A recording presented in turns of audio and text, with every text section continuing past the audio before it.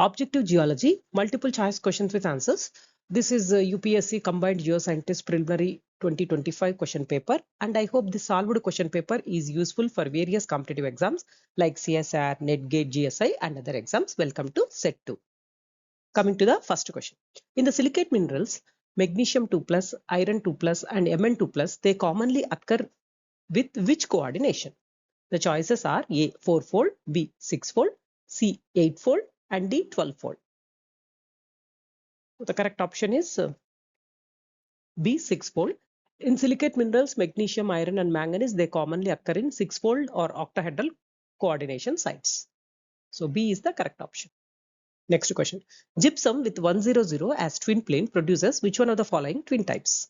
A manibad, B swallowtail, C carlsbad, and D bavino. The correct option is B swallowtail. When gypsum has a 100 twin plane, it produces a swallowtail twin type. The swallowtail twinning, it is specifically associated with the gypsum crystals where the twin plane is 100, meaning the twinning occurs along the 100 crystallographic plane. So B swallowtail is the correct option. Next question. Quartz under directed pressure develops an electric charge. So this phenomenon is called A radioactivity, B pyroelectricity, C piezoelectricity, and D magnetism. So the correct option is C, piezoelectricity. The piezoelectric effect, it was discovered by Jacques and Pierre Curie in 1880, referring to the phenomenon of electric charge that accumulates on a crystal in response to the applied mechanical stress. Such an effect, it enables the usage of piezoelectric materials for sensing purposes. So the correct option is C, piezoelectricity. Next question. Crankshaft-like chains that run parallel to a crystallographic axis is a common feature of which one of the following minerals? A. Feldspar, B. Olivine, C. Garnet, and D. Pyroxene. So the correct option is A. Feldspar. Crankshaft-like chains running parallel to a crystallographic axis, it is a common feature of feldspar minerals where these chains are formed by interconnected tetrahedra within the crystal structure, making it a key characteristic of feldspar's atomic arrangement. Feldspar's crystal structure, it is based on a network of tetrahedra SiO4 and AlO4 that link together to form these crankshaft chains which extend along the A axis of the crystal. So the correct option is A. Feldspar. Next question. Which one of the following statements is not correct? A. Water reacts with the bridging oxygen to break the silicate network. B. Water is more soluble in highly polymerized granitic melts than in less polymerized basaltic melts. C. The addition of water to silicate melts decreases temperature of crystallization. And D. Decreasing water pressure causes melting to occur at progressively lower temperatures. So the correct option is B. Water is more soluble in highly polymerized granitic melts than in the less polymerized basaltic melts is not correct. Whereas the rest A, B, C are correct. Like water reacts with bridging oxygen to break the silicate network is correct. And the addition of water to silicate melts decreases the temperature of crystallization is correct. And decreasing water pressure causes melting to occur at progressively lower temperatures is also correct. So the one which is not correct is B. So B is the correct option. Next question. A plutonic rock with essential minerals, quartz greater than 20% of volume and plagioclase about 60% of volume is known as A. Anarthosite, B. Quartz-rich granitoid, C. Quartz monzonite, and D. Tonalite. So the correct option is D. Tonalite. Tonalite is a type of plutonic igneous rock containing quartz, that is 20 to 60% of the felsic minerals and abundant plagioclase.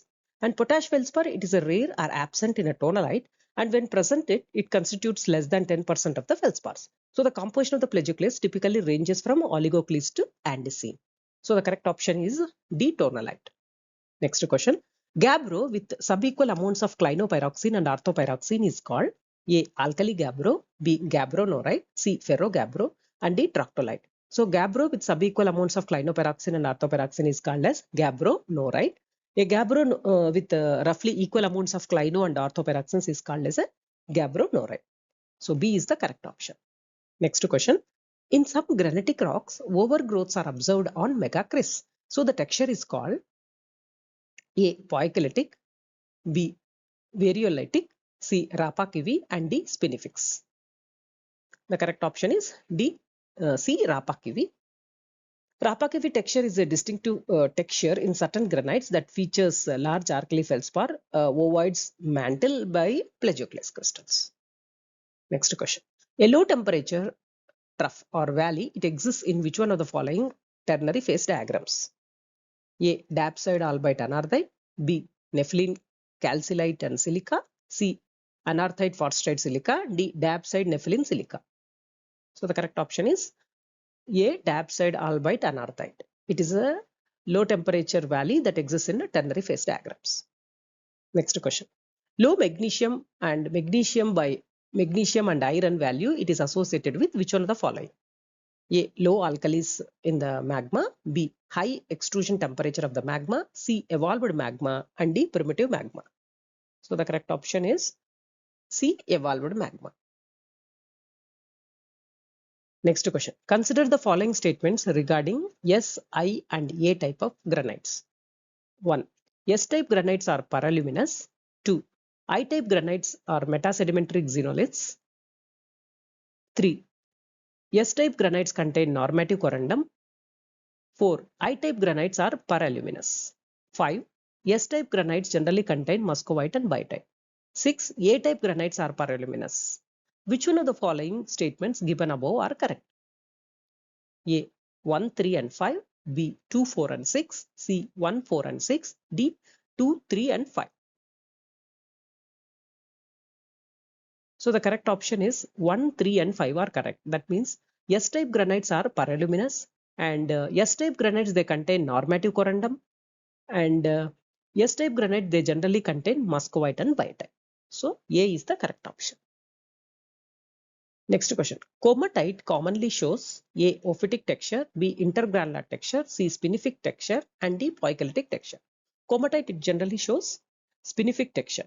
Comatite, it is characterized by a distinctive texture that is called as a spinifex texture, which is composed of long blade-like crystals of olivine or pyroxene, giving the rock a characteristic bladed appearance, making spinific texture as a key identifying feature of comatite. So C. spinific texture is the correct option. Next question. Room problem is associated with A. ophiolite, B. Deccan basalt, C. carbonatite emplacement, and D. granite. Room problem is associated with the granite. D is the correct option. The room problem, it is argued by the granitizationalists. So it is largely solved when we recognize that most intrusive events occur. So this is associated with granite. So D is the correct option. Next question. Which one of the following is not formed during cataclastic metamorphism? A. Fault gas. B. Pseudotachylite. C. Hornfels. D. Fault breccia. The one which is not formed during cataclastic metamorphism is Hornfels, whereas the fault gas, pseudotachylite, and fault breccia all are formed during cataclastic metamorphism. Next question. Which one of the following statements is not correct? A. Heat generated by radioactive decay is higher in oceanic crust than continental crust. B. Young oceanic crust has higher heat flow than older oceanic crust. C. Continental crust has higher heat flow than old oceanic crust. And D. At mid-oceanic ridge, heat is brought into the crust by rising bodies of magma. So the statement which is not correct is heat generated by radioactive decay is higher in oceanic crust than in the continental crust is not correct. Whereas all these are correct, like young oceanic crust is higher heat flow than older oceanic crust, and continental crust has higher heat flow than old oceanic crust. And at mid-oceanic ridge, the heat is brought into the crust by rising bodies of magma. All these are correct, whereas A is not correct. Next question. Which one of the following metamorphic rocks exhibits strongly developed foliation? A. Marble, B. granophyls, C. quartzite, and D. phyllite. The correct option is D. phyllite. Phyllite foliation is the wavy or crinkled appearance of phyllites, a metamorphic rock. And the foliation, it is a transitional phase between cleavage and schistosity. So D. phyllite is the correct option. Next question. The close spatial occurrence of coeval high pressure temperature and low pressure temperature metamorphic rocks is called A. Contact metamorphic areole, B. Metamorphic core complex, C. Paid metamorphic belt, and D. Exoscan and endoscan. So the correct option is paid metamorphic belt. A paid metamorphic belt, it refers to a set of parallel rock formations where one belt exhibits high pressure low temperature metamorphism, while the other shows low pressure, high temperature metamorphism, which occurs close together geographically. Next question. Intimate intergrowth of two or more minerals that have nucleated and grown together in a single shell of a reaction rim is known as A. Moat, B. Pseudomorph, C. Plectite, and D. X solution. So the correct option is C. Symplectite. Symplectite, it is a term used to describe an intimate intergrowth of two or more minerals that have nucleated and grown together within a single shell of a reaction rim, typically forming a fine-grained interlaced texture within a metamorphic rock. And a general textural term that refers to fine-grained vermicular intergrowth of minerals, which may or may not show radial structure like kelphites. So the intimate intergrowth of two or more minerals that have nucleated and grown together in a single shell of reaction rim is known as symplectite. So C is the correct option. Next question. Incomplete replacement of earlier minerals produces A. Coronal texture, B. Desuate texture, C. Granoblastic texture, and D. Kink band. So the correct option is incomplete replacement of earlier minerals produces coronal texture. Coronal texture, it's nothing but several concentric layers of one or more minerals completely encircling an older phase. Next question. Which one of the following is not related to crystallization process? A. Grain boundary area reduction, B. Mechanical crushing of grains, C. Subgrain rotation, and D. Grain boundary migration. So the correct option is B. Mechanical crushing of grains. It is not related to crystallization process. Hope you have followed the content of the questions. Hope you can subscribe and see you in the next video. Thank you for your time.